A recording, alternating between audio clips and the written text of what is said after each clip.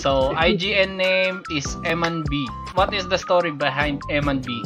M&B basically, yun yung screen name ko. Pero before kasi ako mag-M&B, meron akong 3 channels before. Okay. M&B, Braveheart, tapos yung Tech Muna.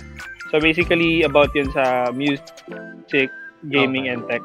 Okay. Tapos, for a year na hinandle ko siya, medyo, parang mabigat siyang dalhin, yung 3 channel na yun. Okay. So, I consistently upload to those channels. Kasi YouTube ako nag-start talaga. Mhm. Hindi sa, although may Facebook page ako, pero nag-start ako sa YouTube. Okay.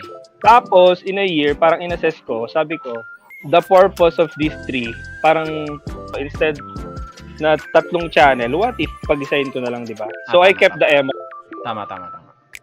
M&B kasi, well, ako naman yung, basically yung Ikaw naman niche yung na yun. tatlong yun.